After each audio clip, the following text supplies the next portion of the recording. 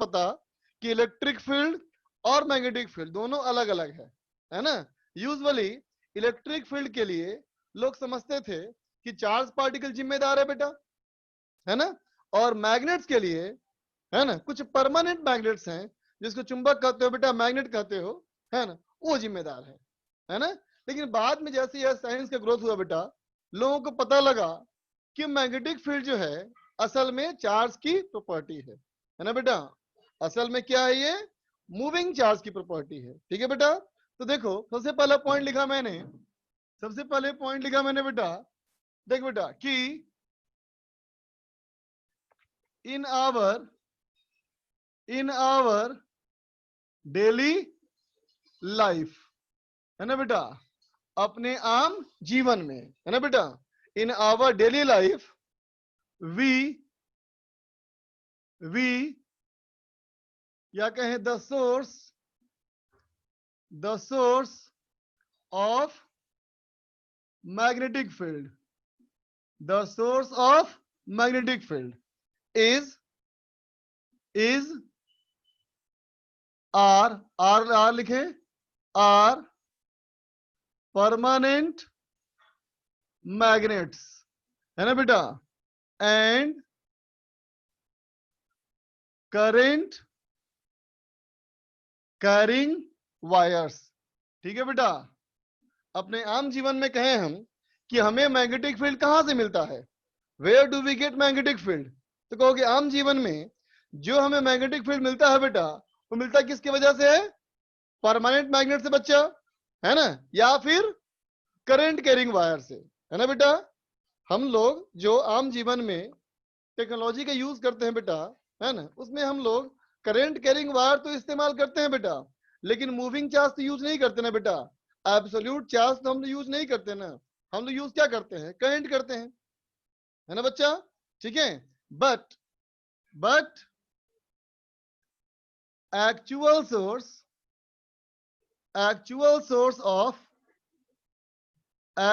Source of magnetic field anywhere in the universe is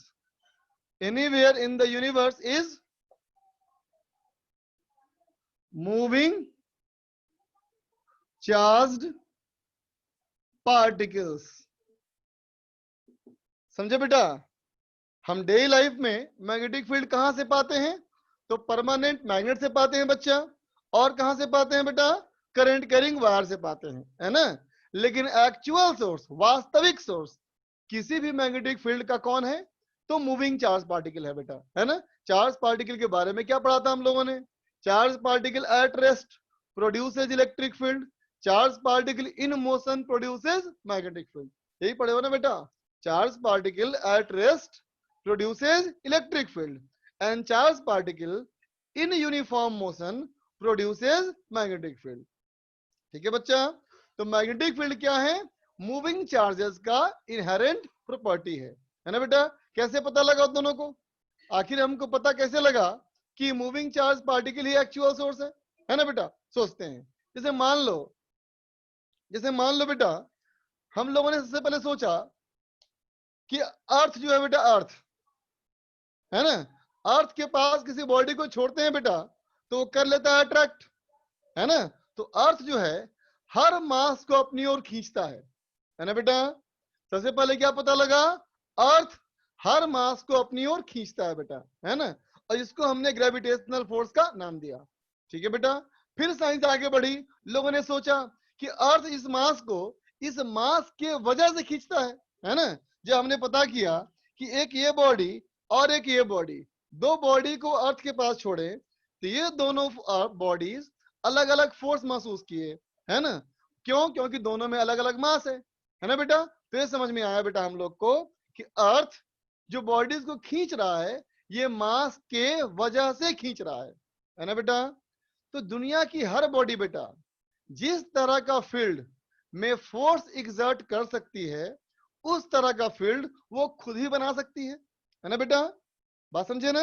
दुनिया का एक किलो बेटा जो जैसा गड्ढा खोदेगा वो उसी में गिरेगा, है ना बच्चा। मतलब क्या हुआ, जो जैसा फील्ड बनाएगा वो वैसा फोर्स ही महसूस करेगा, जो जैसा फोर्स महसूस करेगा उसी तरह का फील्ड भी बनाएगा बेटा।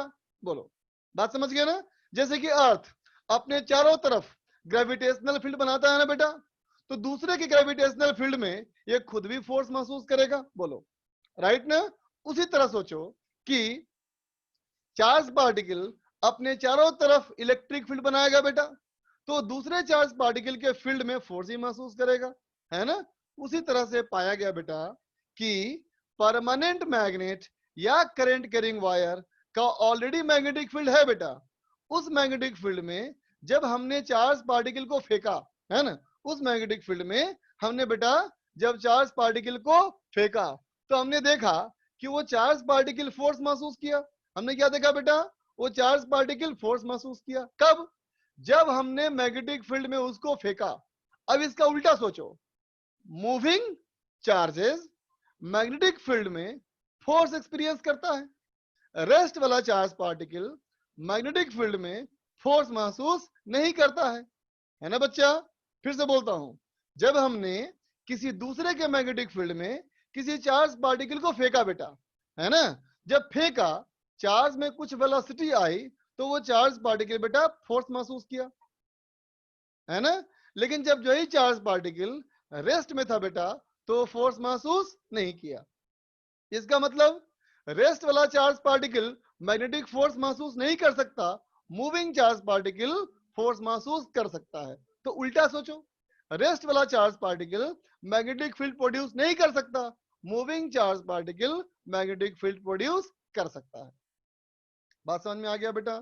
इसलिए इस चैप्टर को एक और नाम बोलते हैं इलेक्ट्रोडायनामिक्स। क्या बोलोगे, इलेक्ट्रोडायनामिक्स, मतलब चार्ज इन मोशन, है ना बेटा। जैसे था इलेक्ट्रोस्टैटिक्स, इलेक्ट्रोस्टैटिक्स मतलब बेटा क्या, चार्ज एट रेस्ट। इलेक्ट्रोस्टैटिक्स मतलब चार्ज एट रेस्ट। अब बेटा इलेक्ट्रोडायनामिक्स, है ना बेटा, चार्ज इन मोशन। समझे बच्चा, बात समझ गए, ठीक है। अब हमें लगता होगा कि भाई करंट कैरिंग वायर तो ठीक है, करंट का मतलब ही होता है फ्लो ऑफ चार्ज, है ना बेटा। करंट का मतलब ही होता है क्या, फ्लो ऑफ चार्ज, है ना। अब सोचो बेटा, करंट का अगर मतलब फ्लो ऑफ चार्ज है तो चलो मूविंग चार्ज पार्टिकल से मैग्नेटिक फील्ड होता होगा तो करंट कैरिंग वायर से भी होगा, है ना बेटा। लेकिन ये थोड़ा हजम करना मुश्किल है बेटा कि परमानेंट मैग्नेट में कोई चार्ज तो होता नहीं, तो परमानेंट मैग्नेट में कोई चार्ज नहीं होता है ना, तो फिर ये मैग्नेटिक फील्ड चार्ज पार्टिकल से कैसे है, उठता है ना बेटा क्वेश्चन, ठीक है। तो हम कैसे, देखो हम सोचेंगे बेटा इस तरह से कि बेटा दुनिया का कोई भी एटम हो, है ना, दुनिया का बेटा कोई भी एटम हो, हर एटम में मूविंग इलेक्ट्रॉन तो होते हैं ना बच्चा, हर एटम में मूविंग इलेक्ट्रॉन तो होते हैं ना। तो अगर मूविंग इलेक्ट्रॉन है बेटा, इसका मतलब हर एटम का जो मूविंग इलेक्ट्रॉन है बेटा ये अपने आप में एक मैग्नेटिक फील्ड का सोर्स है।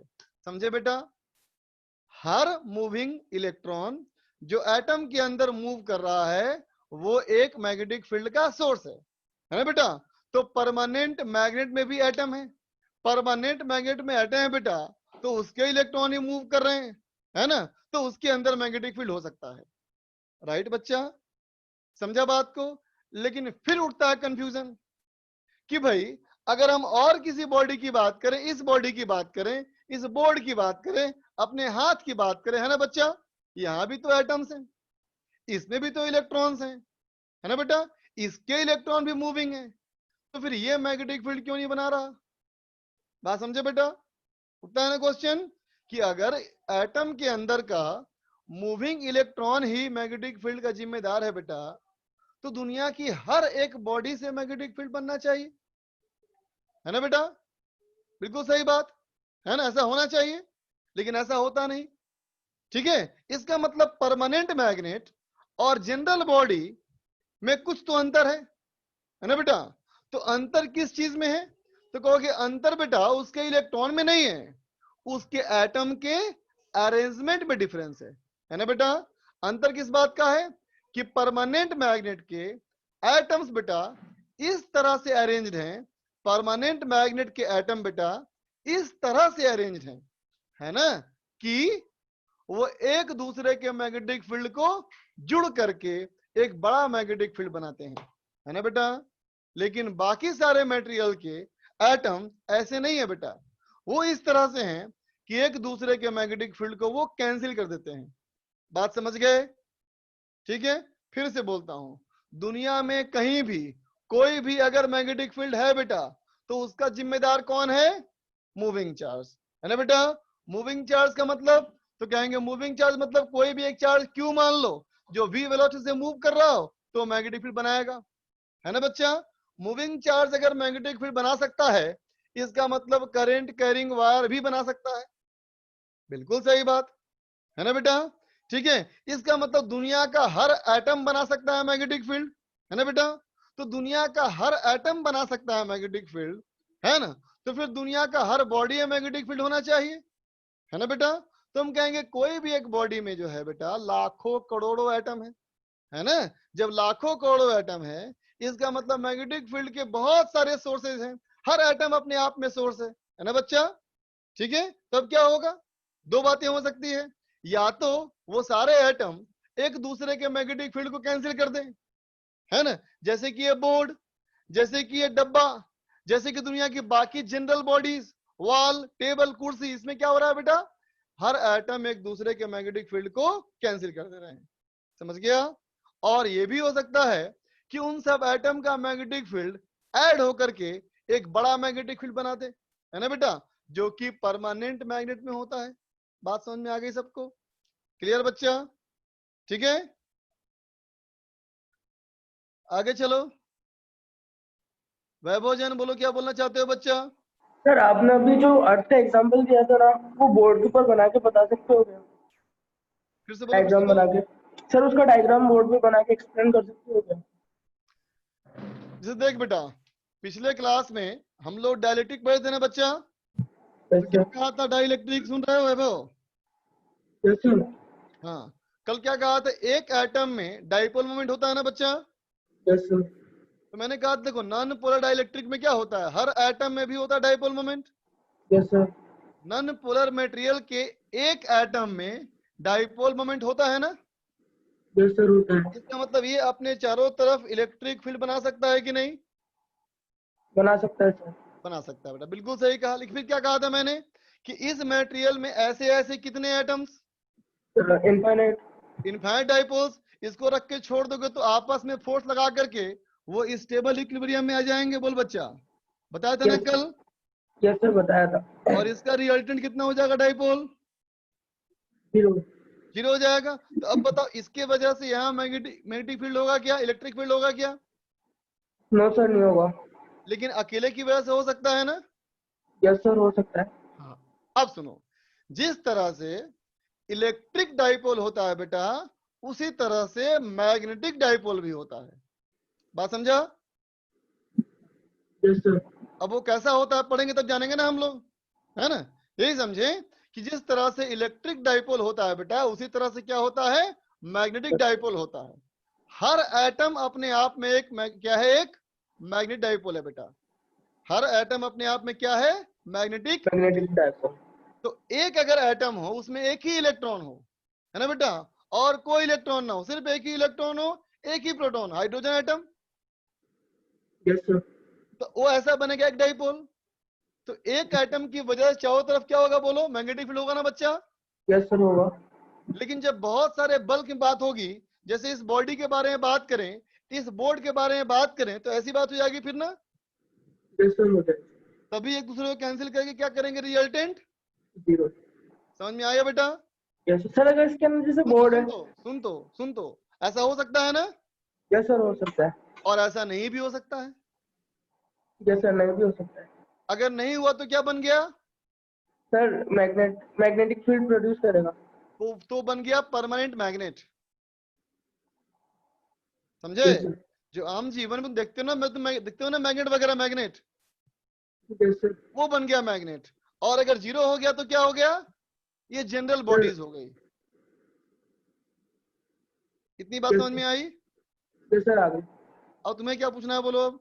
तो सर जैसे इसके अंदर सर आपने कहा कि ये बोर्ड है, तो बोर्ड के अंदर इसके अंदर जितने भी ये इलेक्ट्रिक फील्ड और मैग्नेटिक फील्ड एटम प्रोड्यूस कर रहा है वो सब कैंसिल होके जीरो हो गया। तो सर अगर इसका हाँ एक पार्ट भी लेंगे अपन बोर्ड का अलग से हाँ निकालिए तो उसके अंदर भी तो जीरो हो जाएगा। तो सर उसके हाँ, अंदर भी तो सारे एटम्स एक दूसरे को कैंसिल कर रहे हैं। क्योंकि तुम जितने से पार्ट ले रहे हो ना, उस छोटे से पार्ट में भी हजारों करोड़ों एटम है। Yes sir. कैंसिल करने के लिए दो ही अपने आप में काफी है। Yes sir. ये बात समझ रहे हो ना बेटा? तो यस कहेंगे इस सर समझ बोर्ड रहे के हैं। अगर हम 1000 टुकड़े कर दें तो 1000 टुकड़े का भी मैग्नेटिक फील्ड जीरो होगा, लेकिन अगर एक एटम निकाल लें तो जीरो नहीं बोल सकते। ओके समझ ओके। गए? क्लियर हो गया? Yes sir. Yes sir. Okay बच्चा, थैंक यू सर। वेलकम बच्चा। अतुल तिवारी बोलो। बाकी लोग बोर्ड पर से नोट कर लो। अतुल तिवारी। हाँ बेटा, नया चैप्टर चालू हो गया, नाम लिखा है चैप्टर का ऊपर। आशीष। सर केमिस्ट्री में तो एक्सप्लेन करते हैं कि अनपेयर्ड इलेक्ट्रॉन से अगर अनपेयर्ड इलेक्ट्रॉन हो तो फिर मैग्नेटिक फील्ड होता है। अनपेड इलेक्ट्रॉन मतलब क्या, बताओ इसका मतलब बताओ। सर ऑर्बिटल में अगर एक ही इलेक्ट्रॉन हो तो फिर। हाँ अब समझ में आई बात। एक इलेक्ट्रॉन का जो एक पाथ होता है ना बेटा, एक यस सर। इलेक्ट्रॉन का जो एक सर्किल बना वो एक डाइपोल बना। अगर दूसरा इलेक्ट्रॉन उल्टा घूम रहा हो उसका, मान लो, तो वो यस एक सर। दूसरे के मोशन को कैंसिल कर देगा। Okay sir. अब बात समझ में आई, एक क्यों बोला जाता है अनपेयर्ड। Yes sir. जब बनाते हो हुंड्स रूल तो एक ऊपर लगाते हो एक नीचे लगाते हो ना बेटा, इलेक्ट्रॉन को अरेंजमेंट दिखाते हो ना, ऊपर एरो नीचे एरो, है ना, वो कैंसिल करने का ही दिखाते हो एक्चुअल में। सॉरी सेठिया।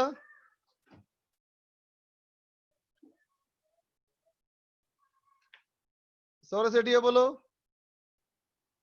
नहीं बोलना है, चलो कोई बात नहीं। मेटल ऑब्जेक्ट की मैग्नेटिक फील्ड होती है क्या? हाँ बेटा, दुनिया की हर तरह के बॉडी का मैग्नेटिक फील्ड हो सकता है, डिपेंड अपॉन उसका कैसा अरेंजमेंट है। जैसे तुम जानते हो ना बेटा कि अगर कोई परमानेंट मैग्नेट हो, कोई चुंबक हो बेटा, उस चुंबक में एक आयरन के पीस को चिपका के छोड़ दो।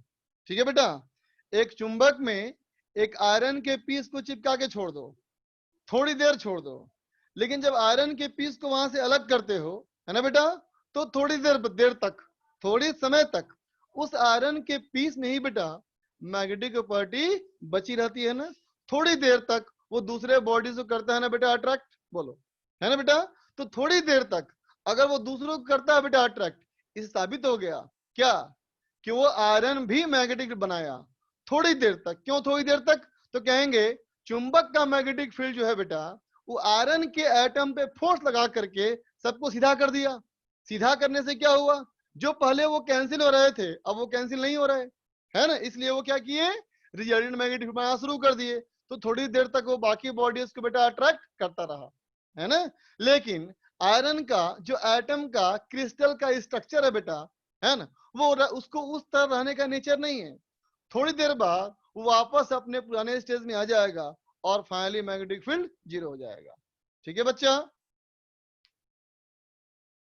आयरन को ही अट्रैक्ट क्यों करती है, तुम्हारी बात बिल्कुल सही है ना, इन सबका जवाब है, लेकिन अभी नहीं, इंतजार करो इसके लिए। ठीक है बच्चा, ये चैप्टर अभी शुरू हुआ है, खत्म नहीं हुआ बेटा, है ना। चलो आगे देखो बेटा।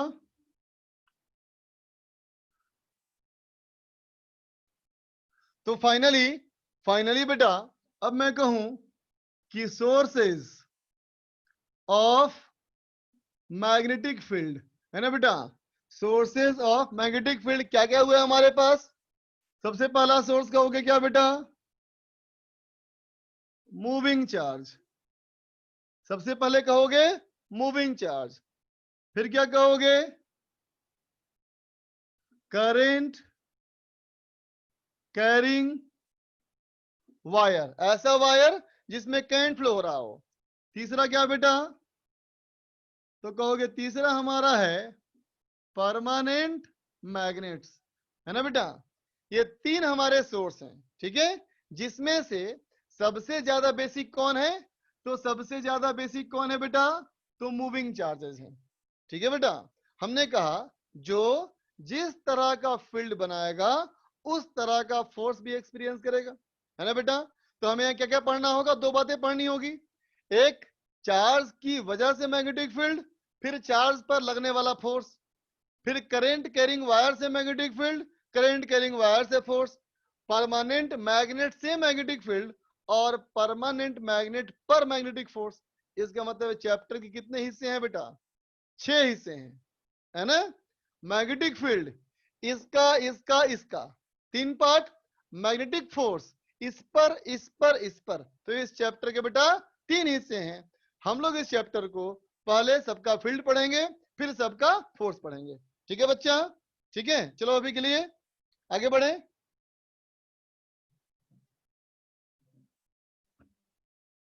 लिख लो बेटा, इरेज करूंगा फिर।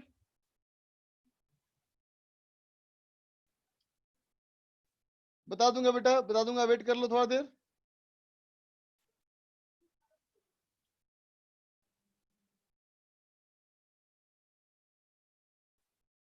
चलो बेटा, इरेज कर रहा हूं।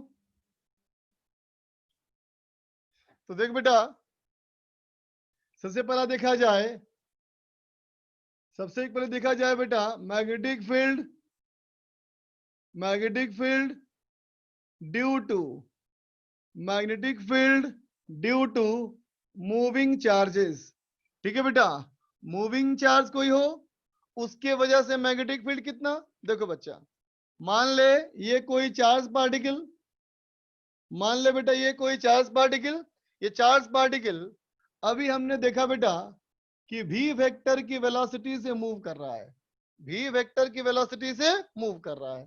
ठीक है बच्चा, और जिस समय जिस जगह पे चार्ज मूव कर रहा है बच्चा, है ना, इस जगह से हमने r दूरी पर, हमने एक r की दूरी पर एक p पॉइंट लिया, है ना बेटा? तो इस वाले चार्ज के वजह से इस जगह पर बनने वाला मैग्नेटिक फील्ड r वेक्टर है बेटा, इस डायरेक्शन में। ठीक है, तो क्या कहोगे? लिखोगे magnetic field, magnetic field due to charge, due to charge at p, p वाले पॉइंट पर क्या लिखोगे बेटा? लिखोगे b vector equal to mu not by 4 pi, mu not by 4 pi i dl vector cross r vector, i d, sorry q v vector cross r vector by r cube. समझा बेटा? ये क्या है? q v cross r by r cube, है ना बेटा? ये actually क्या है? बायोट सवर्ट लॉ है ना? ये क्या है? बायोट सवर्ट लॉ ही है, लेकिन बायोट सवर्ट लॉ का नाम लेंगे किसमें? हम करंट कैरिंग वायर में।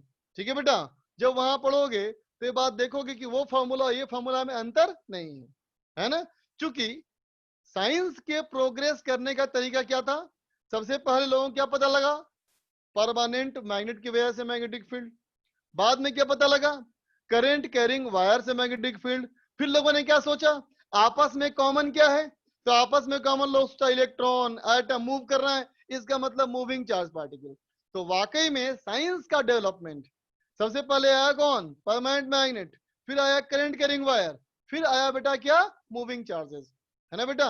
लेकिन चूंकि इन तीनों में जो सबसे बेसिक है मूविंग चार्ज, वो सबसे बाद में पता लगा, है ना बेटा? तो लर्निंग पॉइंट ऑफ व्यू से हम लोग पहले क्या पढ़े?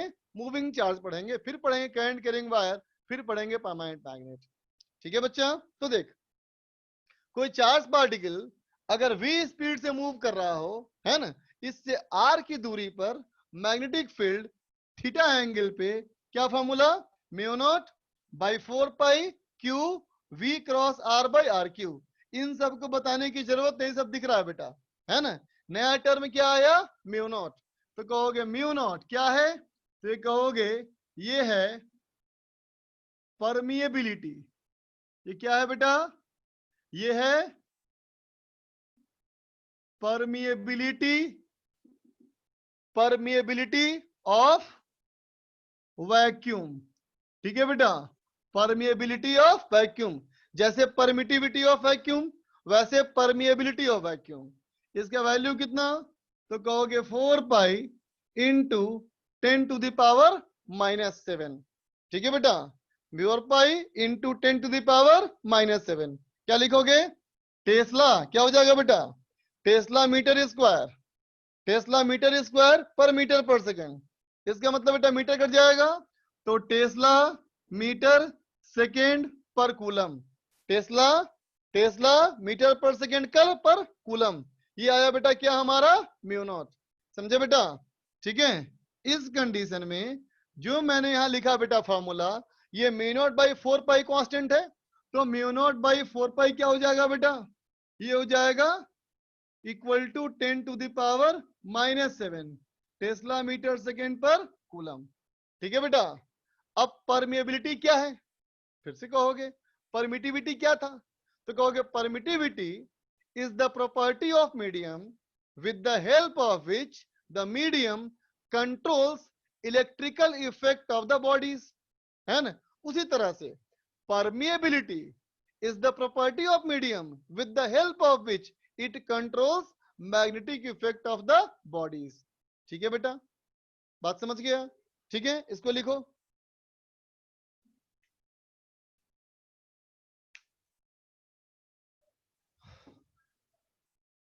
सौरभ सेठिया बोलना है बेटा कुछ,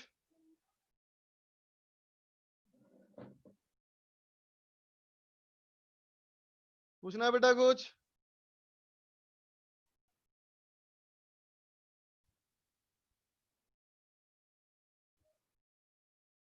नहीं पूछना है। मयंक आहूजा,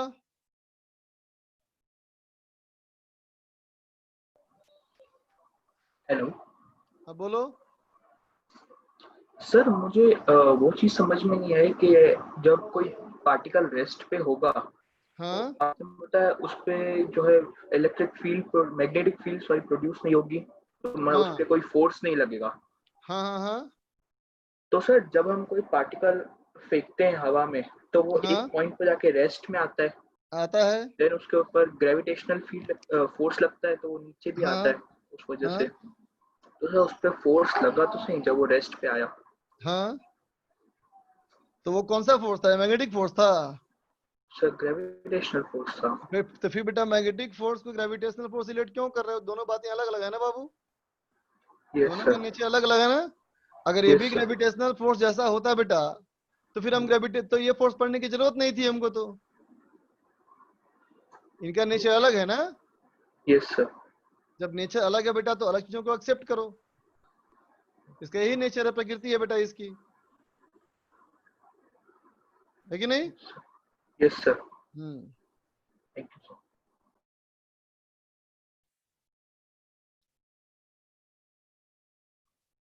राम बोलो बेटा। हेलो हाँ बोलो बेटा। हेलो हाँ बोलो बोलो। हेलो सर, एक डाउट पूछना था सर। वो जो इसमें sir q v cross r vector वाला था सर, वो समझा दीजिएगा सर। इसमें क्या समझा दूं। Sir v cross r vector जो कंपोनेंट लेके सर किया हुआ है ना सर, वो मुझे समझ में नहीं आ रहा है। तो कंपोनेंट कहाँ लिया मैंने, अभी तो खाली फॉर्मूला लिखा है मैंने। सर फॉर्मूला तो सर उसको डायरेक्टली याद कर लेना, और जो परमिटिविटी वैल्यू वैक्यूम को डायरेक्टली पुट करके सर करना है उसमें। हाँ बेटा, जैसे जैसे कूलम्स लॉ तुम पढ़े थे ना, Coulomb's law, yes sir. Coulomb's law पढ़े थे ना बेटा। Yes sir. जैसे इलेक्ट्रोस्टैटिक्स में कूलम्स लॉ था, वैसे ही मैग्नेटिज्म में बायोट सावर्ट लॉ है। ये कैसे आया, कहाँ से आया मत सोचो, बेसिक है बेटा ये, है ना। Biot Savart law current carrying wire की वजह से है, और करंट कैरिंग वायर के फॉर्मूले से डिराइव होकर फॉर्मूला आता है। तुम चाहो तो बगल में लिख लो, derived by Biot Savart law. ठीक है, थैंक यू सर। ओके बच्चा। आर के एस बोलो। हेलो हाँ बोलो बोलो। Hello hello. हाँ सर, कहें कि वो कहें कि जब इलेक्ट्रोस्टैटिक्स में पढ़ाया गया था सर, तो उसमें बताया गया था कि चार्ज 3 तरह के हो सकते हैं, या तो रेस्ट पर हो सकते हैं, हाँ और या तो मूविंग हो सकते हैं, या एक्सेलरेटेड हो सकते हैं। बिल्कुल जब सही बात है। एक्सेलरेटेड होंगे तो रेडिएशन प्रोड्यूस करेगा, ये ऐसा भी बताया गया था। हाँ बिल्कुल हेलो बिल्कुल बिल्कुल। तो तुम पहला पार्ट पढ़ लिया, रेस्ट वाला पार्ट। ऐसा भी बताया गया। हाँ बोलो बोलो। हाँ सर, तो अगर एक्सेलरेटेड चार्ज होगा तो रेडिएशन प्रोड्यूस होगा, तो रेडिएशन में हमें ऐसा क्यों नहीं बताया गया था सर कि एक्सेलरेटेड चार्ज पार्टिकल और रेडिएशन प्रोड्यूस करेगा?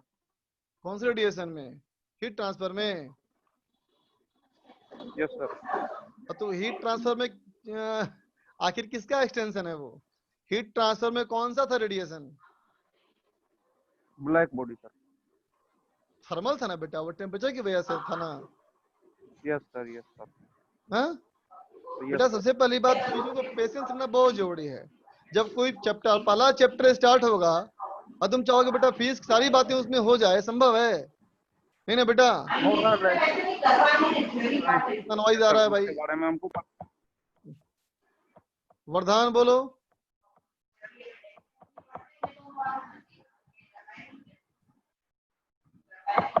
कुछ बोलना है बेटा? बोला कि परमानेंट मैग्नेट में मैग्नेटिक फील्ड होता है।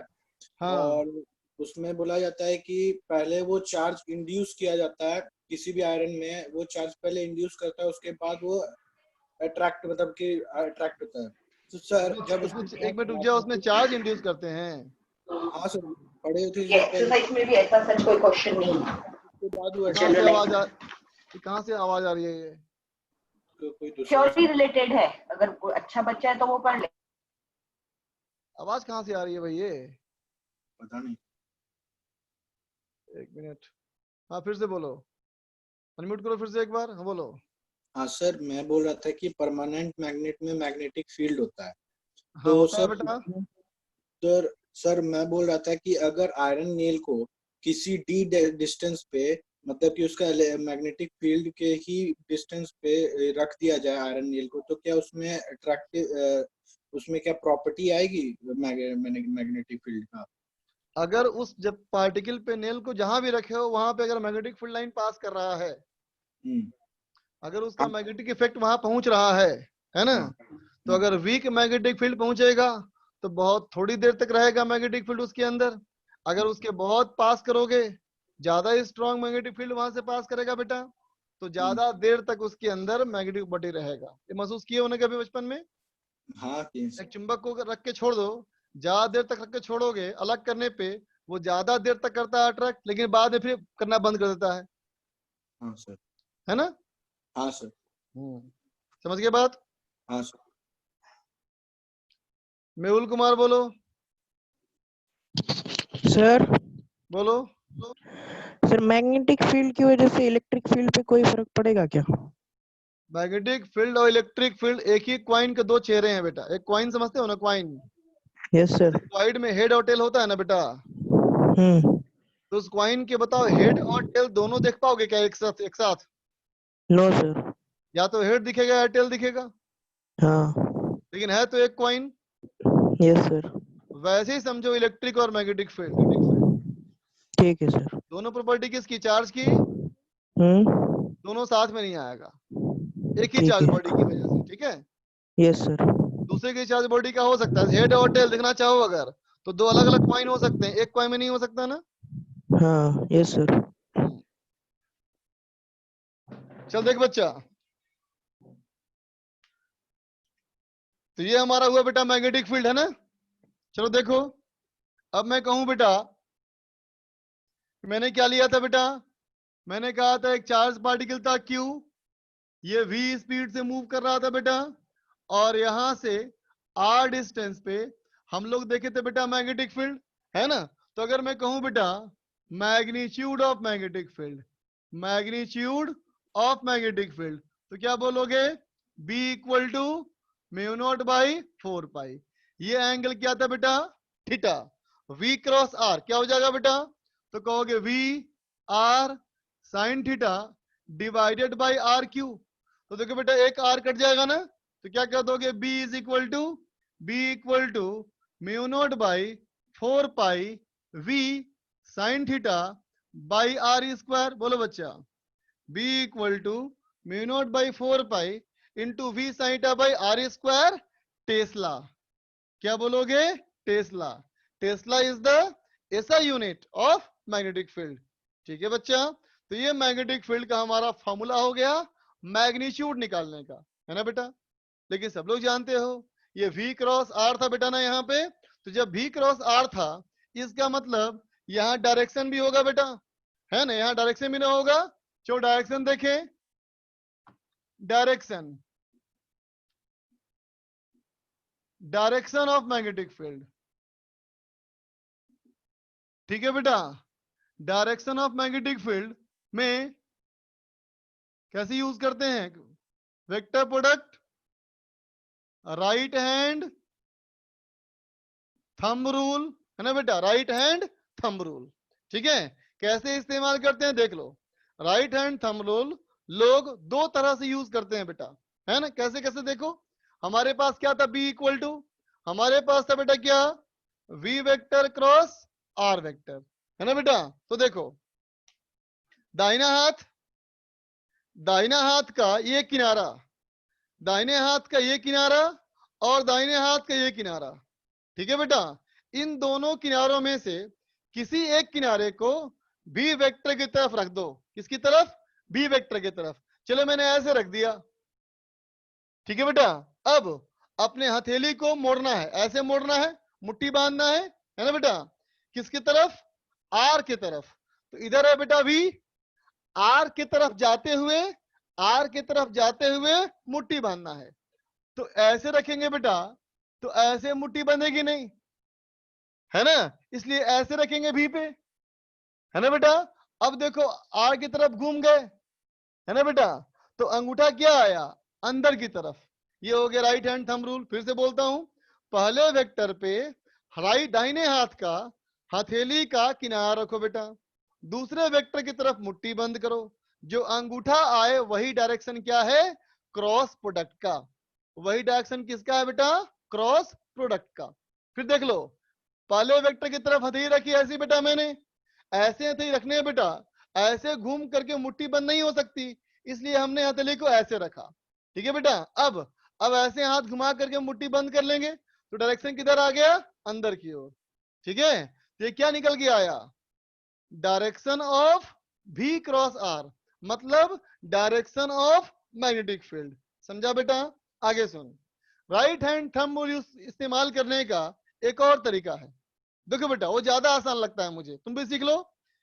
पहला वेक्टर कौन, V, पहले मुट्ठी बांध लो, मुट्ठी पहले बांध लो, अंगूठा रख दो पहले वेक्टर की तरफ, अंगूठा रख दिया बेटा पहले वेक्टर की तरफ, ठीक है।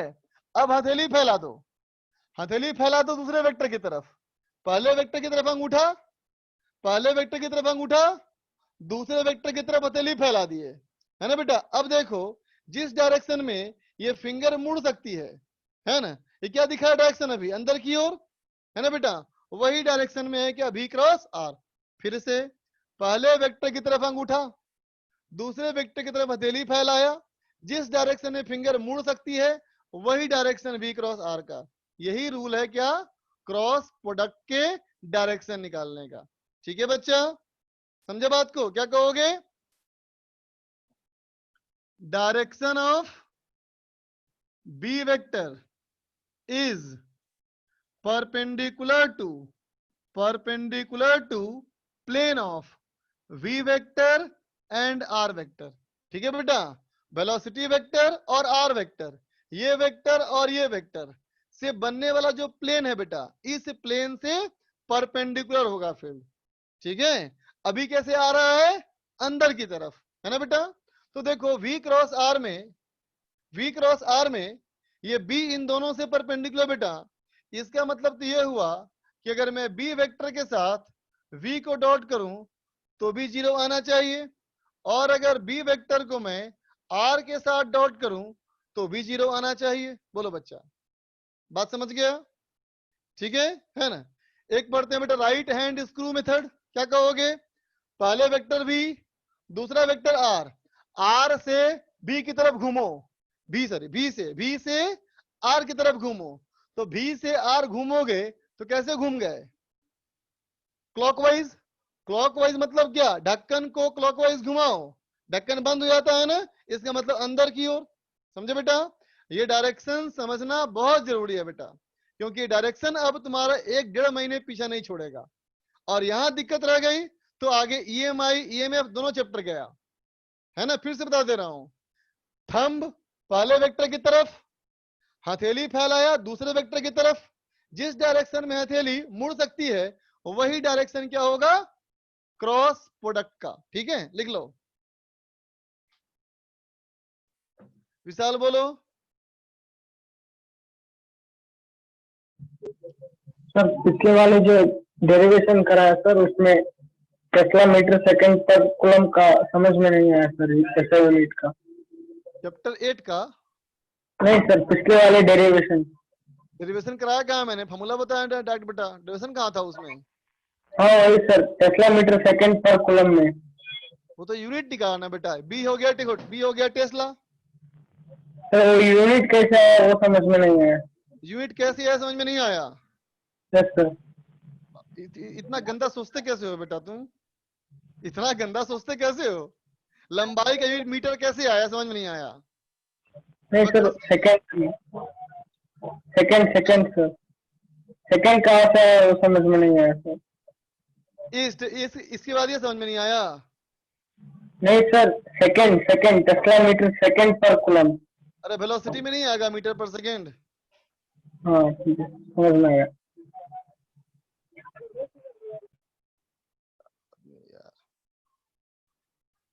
सोमेश आनंद,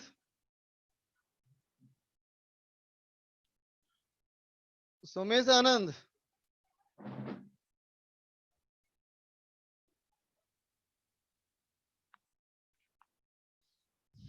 अजित श्रीवास्तव, कोई दिक्कत।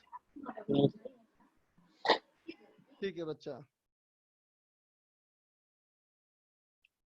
देखो बेटा नाम तुम्हारा सही होगा देन ओनली डाउट पूछेंगे तुमसे।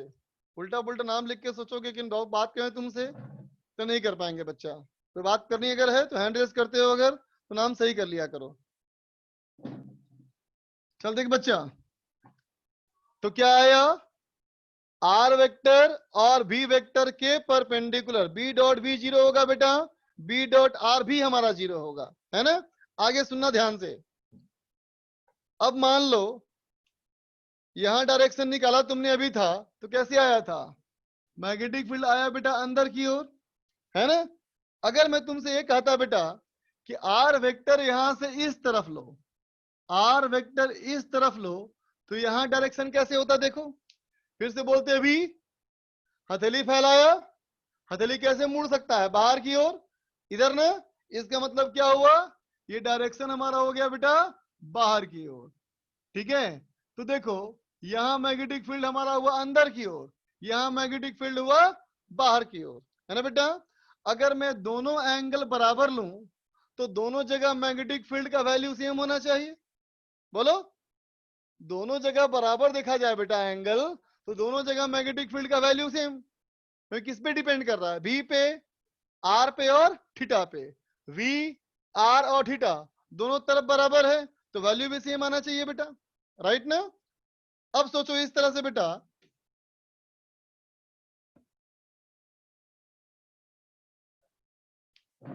देखना नोट में सबसे पहला पॉइंट, नोट में सबसे पहला पॉइंट देखो बेटा, all points collinear with v vector are magnetically neutral। ठीक है बेटा, ये वेलोसिटी आया, इस वेलोसिटी के लाइन को लंबा कर दो, इसके ऊपर कहीं देखो नीचे कहीं देखो, सारे पॉइंट के लिए आर अगर इस लाइन पे ले लें तो एंगल 0 हो गया, एंगल 0 हो गया तो साइन 0 0। और अगर आर यहां लेते हो तो भी और आर का एंगल हो गया 180, फिर साइन 180 0। ठीक है बेटा, तो जिस पार्टिकल की वेलोसिटी हो उस वेलोसिटी का लाइन हर जगह मैग्नेटिक फील्ड क्या होगा, 0 होगा, इसलिए बोला क्या, मैग्नेटिकली न्यूट्रल। ठीक है, वहां पे कोई मैग्नेटिक फील्ड नहीं होता है। ठीक है बेटा, अगला पॉइंट देखो, सुनना ध्यान से, देखना गौर से बेटा। एज्यूम करो ये चार्ज पार्टिकल, ये ढक्कन जो है बेटा, ये ढक्कन जो है वो चार्ज पार्टिकल है, और ये तुमको दिखाया मैंने चार्ज पार्टिकल का वेलोसिटी वेक्टर। अब देखना, ये हो गया बेटा आर, थीटा एंगल पे, यहां पे कुछ ना कुछ मैग्नेटिक फील्ड होगा। अब सोचो इतनी ही दूरी पर इतना ही मैग्नेटिक फील्ड रख करके अगर चारों तरफ घुमाओ ऐसे ऐसे, है ना बेटा, तो देखो बराबर एंगल आएगा बेटा, बराबर एंगल आएगा चारों तरफ ना बेटा। चारों तरफ बराबर एंगल आने का मतलब क्या हुआ कि अगर ये लाइन को ऐसे घुमाए, है ना, तो ये पॉइंट जो है बेटा सर्किल में घूमा, ये पॉइंट सर्किल में घूमेगा बेटा ना, और ये सर्किल वाले पॉइंट पे हर जगह मैग्नेटिक फील्ड का मैग्नीट्यूड सेम है बेटा, है ना। यही है मैग्नेटिक फील्ड का शेप, यही है मैग्नेटिक फील्ड लाइन का शेप। ठीक है बच्चा, क्या कहोगे, क्या लिखोगे बेटा कि all circles drawn as v vector as axis, है ना बेटा। वेलोसिटी वेक्टर को एक्सिस मान करके तुम कोई भी सर्किल ड्रॉ करोगे बेटा, है ना, ठीक है। All circles drawn as v as circle have constant magnetic field, constant magnitude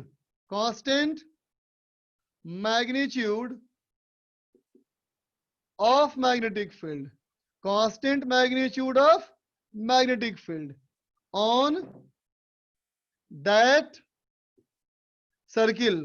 उसके लिए क्या होगा, उस सर्किल के पॉइंट मैग्नेटिक फील्ड क्या होगा बेटा, कांस्टेंट होगा। ठीक है, बात समझा बेटा, लिख लो इसको।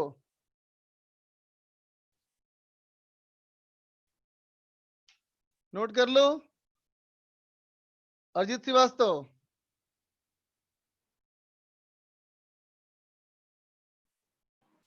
पहले से ऑन था माइक वो। अमित। सर वो जो आपने मैग्नीट्यूड निकलवाया था तो उसमें क्यों नहीं लिखा था, उसका जो चार्ज था। क्यों था ना वहां पे, छूट गया क्या क्यों? Yes sir. ठीक कर लो सब लोग, छूट गया होगा। Q v sine eta by r square था बेटा, इसके ऊपर था mu not by 4 pi q v r sine eta by r cube कटा तो ये आया था। ठीक कर लो सर, बेटा सब लोग। सर फर्स्ट पॉइंट क्या लिखा है, ब्लर हो गई स्क्रीन दिख नहीं रहा है। ऑल पॉइंट्स, सारे points, all points collinear with V vector, velocity vector के सेम लाइन पे are magnetically neutral. Okay sir, thank you.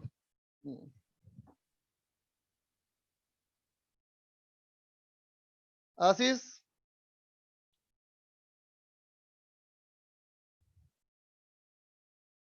नहीं बोलना है कुछ। श्रेय।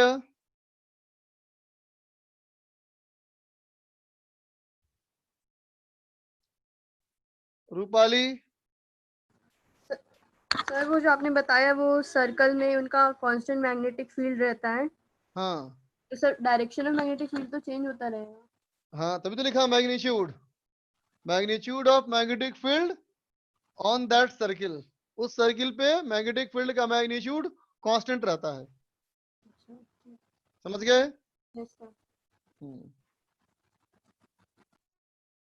शुभम।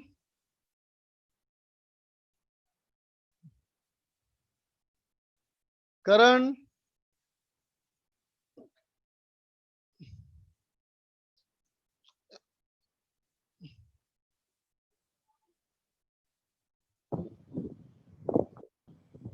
बोलना बेटा।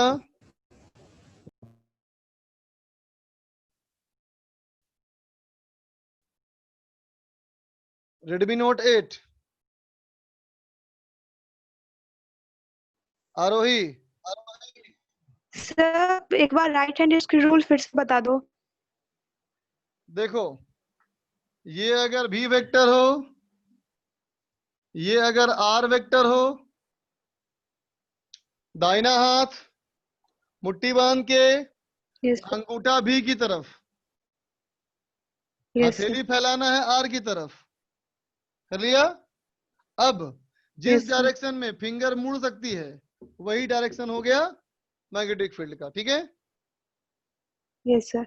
और सर हम लोग जब मतलब एक मैग्नेट में एक आयरन को रखेंगे तो आयरन में मैग्नेटिक फील्ड जब आ जाएगी तो सर आयरन के अंदर के एटम का सिर्फ अरेंजमेंट में चेंजेस होगा ना? हाँ, कुछ देर के लिए, वो भी जब तक वो मैग्नेटिक फील्ड है उतने देर के लिए, ठीक है। Temporary changes. टेम्पोररी चेंज है, ठीक है बेटा। Thank you sir. ओके बेटा। ऑल मैग्नेटिक फील्ड लाइंस और मैग्नेटिक फील्ड लाइंस always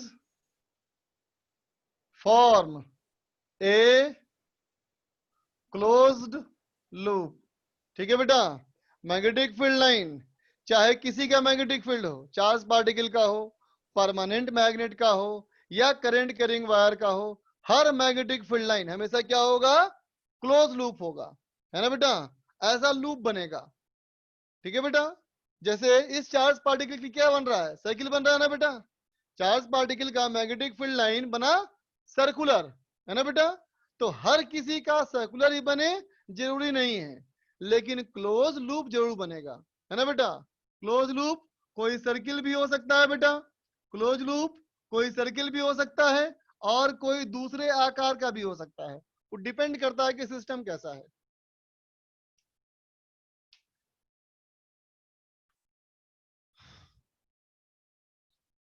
हो गया बेटा।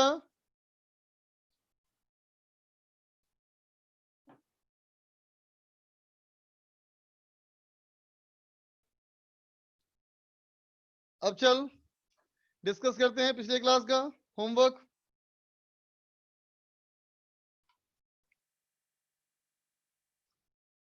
श्वेताश्व, श्वेताश्व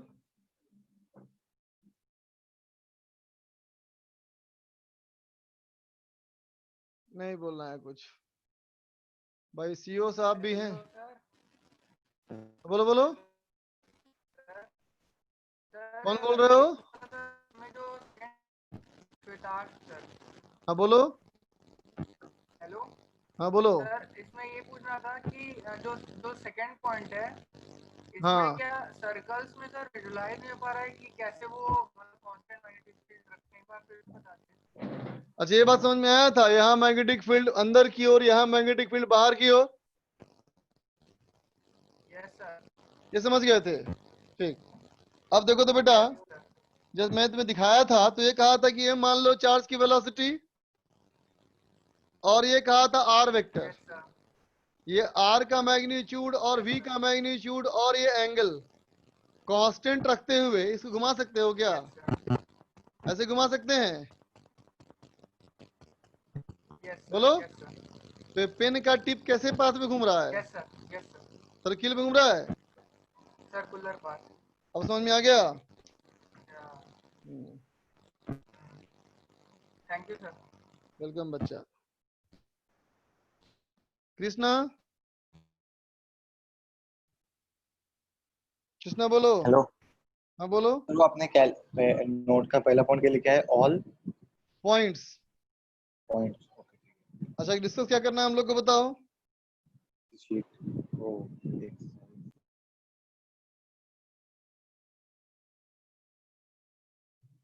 डिस्कस क्या करना है बेटा?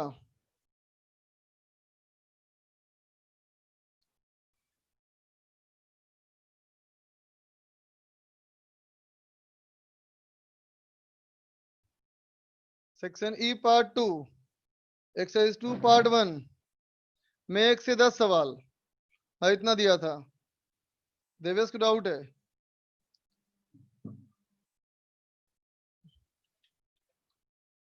देवेश बोलो। सर आपने लास्ट पॉइंट में डायग्राम के थ्रू क्या बता रहे थे, समझ में नहीं आया। ये वाला, ये लास्ट पॉइंट में sir, all magnetic field line always form a close loop, इसमें डायग्राम के थ्रू आप क्या बताना चाहते थे? मैग्नेटिक बनेगा ना क्लोज लूप बेटा, लूप क्लोज्ड। तो क्लोज लूप किसी भी शेप का हो सकता है, वो सर्कुलर भी हो सकता है या कोई और भी आकार हो सकता है, ठीक है सर हाँ बोलो। हम है कि उसमें स्मूथ कॉर्नर्स होंगे, ऐसे शार्प कॉर्नर ना हो स्क्वायर की तरह। शार्प कॉर्नर नहीं होना चाहिए, पढ़े थे ना मैग्नेटिक इलेक्ट्रिक फील्ड में, जहाँ पे शार्प कॉर्नर हो गया बेटा वहां पे नॉन डिफरेंशिएबल हो गया ना। Okay sir. हाँ, बाकी सारा रूल्स इलेक्ट्रिक फील्ड लाइन का ही लगेगा कि मैग्नेटिक फील्ड लाइंस पास पास हो तो स्ट्रॉन्ग मैग्नेटिक फील्ड होगा, टेंजेंट ड्रॉ करोगे तो डायरेक्शन मिलेगा, है ना। बाकी सब रूल वही इलेक्ट्रिक फील्ड वाला।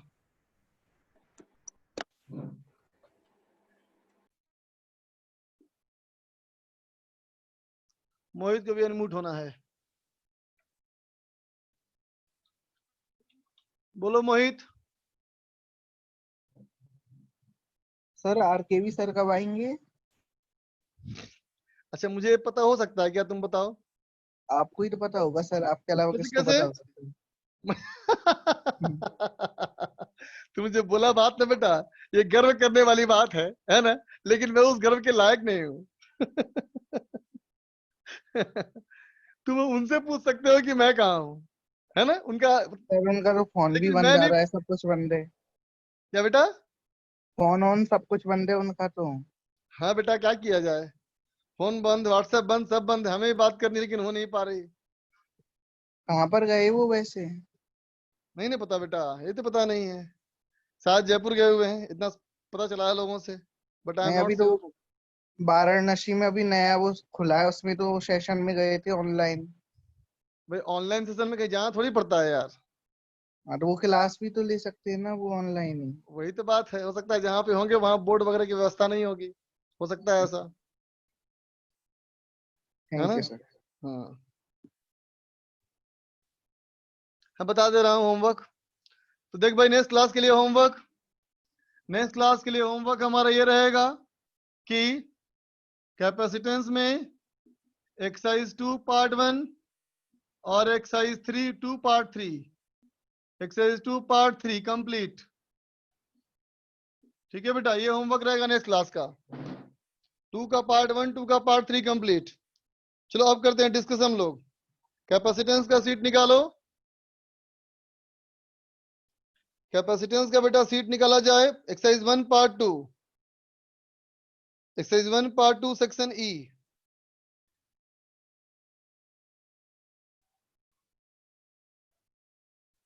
एक्सरसाइज 1 पार्ट 2 सेक्शन ई निकाला जाए बच्चा। बोलो E1 हो गया, E1 से E5 पूछना है किसी को, ऑल क्लियर। E4 पूछना है किसी को, ठीक है। देखो बच्चा E4 में, E4 में क्वेश्चन नंबर E4, E4 कहता है in the adjoint diagram two geometrically identical capacitors A and B are connected to a battery. Air is filled between the plates of C1 and dielectric is filled in between the plates of C2. तो क्या हो जाएगा, है ना बेटा।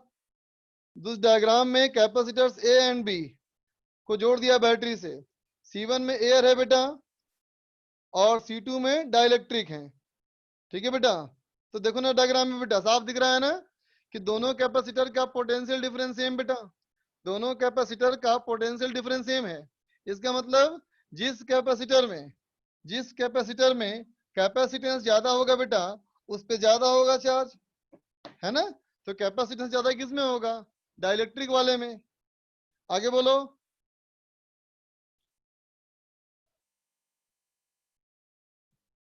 पहले exercise part 1 तो खत्म हो जाए बेटा, पार्ट 2 के बाद में पूछना एक्सरसाइज 2 का। अमित को E1 पूछना है, बताने के लायक नहीं है, नोट्स पढ़ो। E7 E8 तक कोई नहीं पूछना किसी को, नो पूछना है, ठीक है। आगे चलो पार्ट 2 में, एक्सरसाइज 2 पार्ट 1, एक्सरसाइज 2 पार्ट 1 में 1 से 5,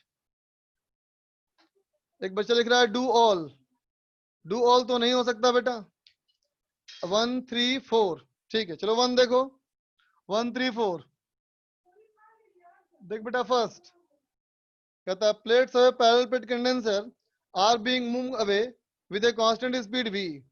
If the plate separation at any instant of time is d, then the rate of change of capacitance with time is proportional to. ठीक है बेटा, देख दो।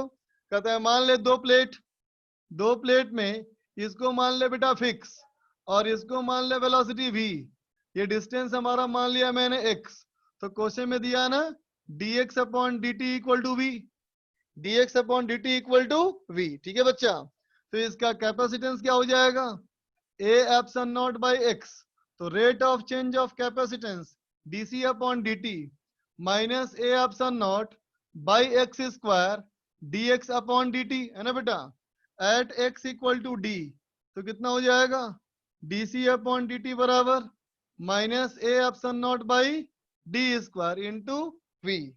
ठीक है बेटा, so option number B proportional to 1 by D square. ठीक है बेटा, 3 देखो, क्वेश्चन नंबर 3। क्वेश्चन नंबर 3 कहता है बेटा, a parallel plate capacitor of capacitance C is shown. A thin metal plate A is placed between the plates of the given capacitor in such a way that its edges touch the two plates as shown.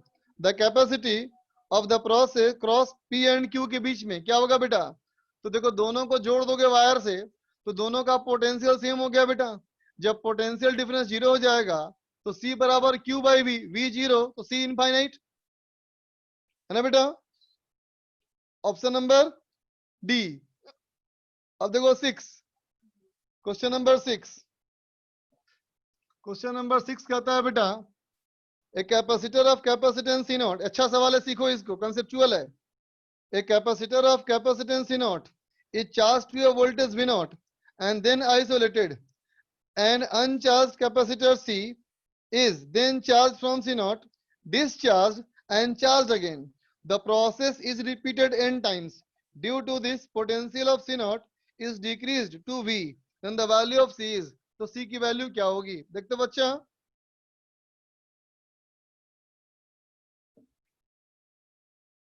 देखो बेटा,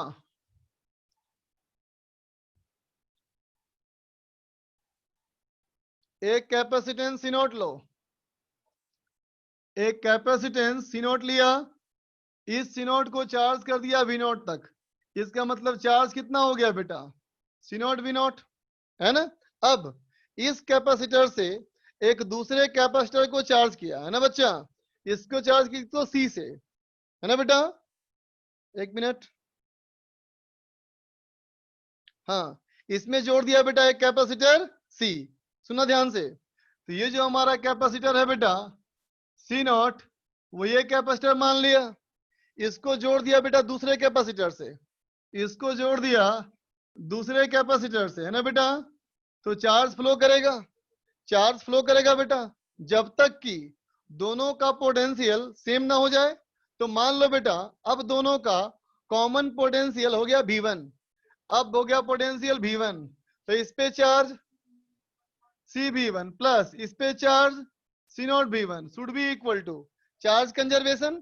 तो पहले charge कितना था C not V not, इसका मतलब V1 equal to कितना हो गया C not V not by C not plus C। ठीक है बेटा, अब कहता है कि इस कैपेसिटर को रिमूव कर लो, इस कैपेसिटर को रिमूव कर लो, उसको डिस्चार्ज कर दो और फिर वापस जोड़ दो, है ना बेटा। तो देखो अब जब तुमने इसको डिस्कनेक्ट कर दिया बेटा तो इसका पोटेंशियल हो गया V1 और इसका भी हो गया V1, लेकिन इसको ले जाके डिस्चार्ज कर दिया, डिस्चार्ज करके फिर जोड़ दिया वापस। तो देख बेटा जो पहले हमारा, जो पहले इस वाले में पहले V नॉट था बेटा, V1 हो गया, है ना बेटा। अब ये V1 से V2 हो जाएगा बेटा, है ना। फिर चार्ज कंजर्व क्या लिखोगे, अब कितना charge C not V2 plus CV2, है ना बेटा, should be equal to C naught V1, इसका चार्ज, इसका मतलब V2 equal to C naught V1 by C not plus C, V1 यहां से पुट कर दो तो C not by C not plus C square into V not.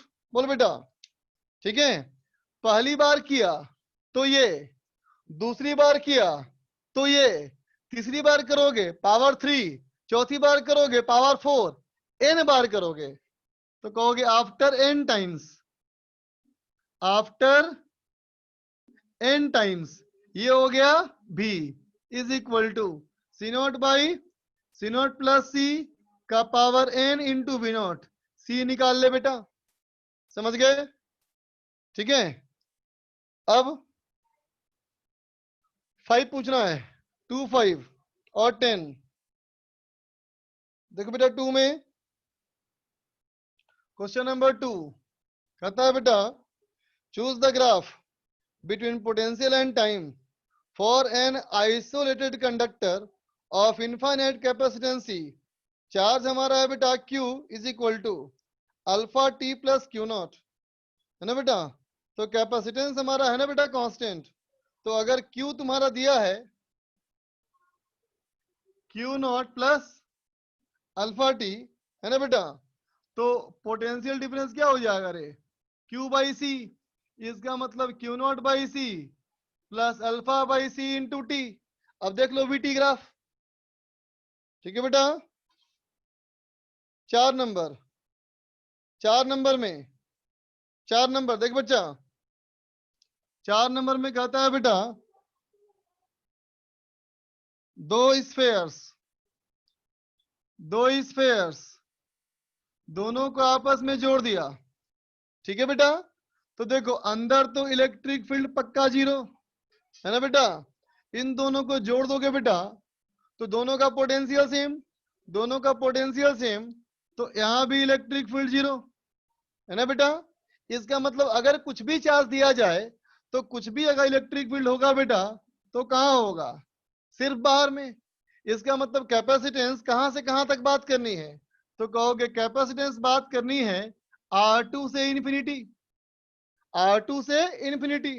R2 से इंफिनिटी का मतलब एक सिंगल स्फेयर जिसका रेडियस R2 है, तो सिंगल स्फेयर के कैपेसिटेंस का फॉर्मूला क्या आया था हम लोग का? 4 पाई एप्सिलॉन नॉट R2, ठीक है बच्चा? 5वां नंबर पूछा गया, देखो 5वां रे,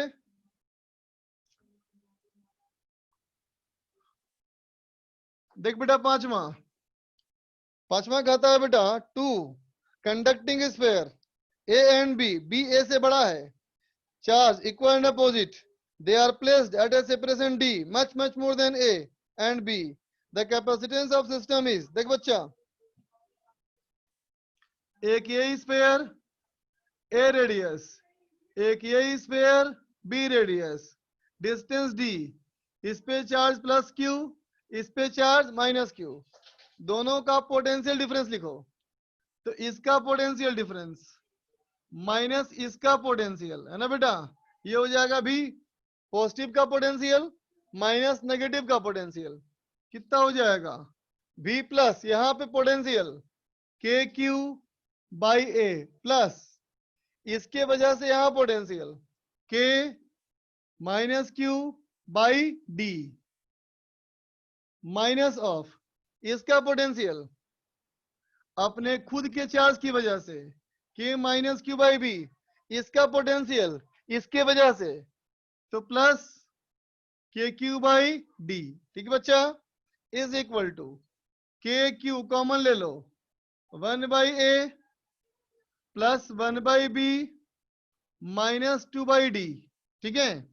capacitance equal to Q by V, इसका मतलब 1 बाई K डिवाइडेड बाई हो जाएगा 4 pi epsilon naught by 1 by A plus 1 by B minus 2 by D, ठीक बच्चा?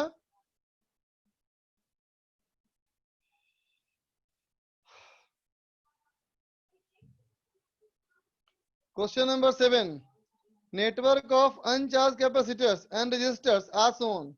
Current through battery immediately after K is closed and after a long time interval, switch close करने के तुरंत बाद और switch close करने के बहुत देर बाद, ठीक है बेटा? मैं सब नहीं करूंगा, सिंपल डायग्राम बना दूंगा खाली।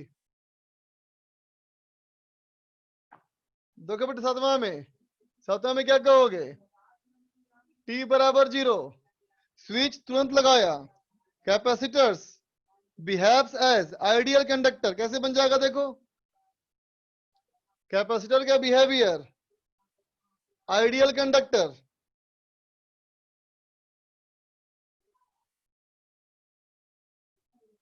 ठीक है? तो पूछा है कितना करंट, देख ले शॉर्ट हो गया, ये रेजिस्टेंस बेकार, सिर्फ एक ही रेजिस्टेंस काम आएगा बस। Infinity, steady state, capacitor will behave as ideal insulator.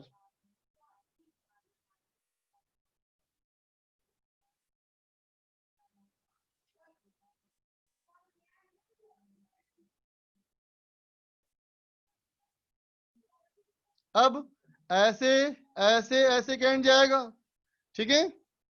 आगे चलो 9 नंबर 10 नंबर। 9 देखो, 9 कहता है बेटा the current through P Q just after closing the switches, खुद से बनाओ। 10 नंबर 6 कैपेसिटर जोड़ दिया, ऑल कैपेसिटर्स अनचार्ज, ई जोड़ दिया, how much charge will flow through battery if the switch on करने के बाद कितना चार्ज फ्लो करेगा। देखो बच्चा,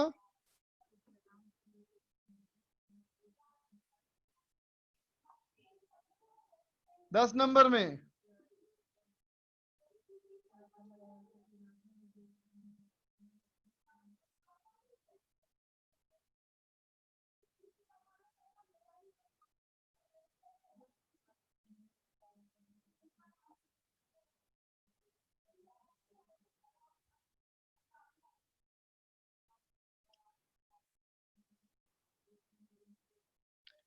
ठीक है बेटा, फोकस कर।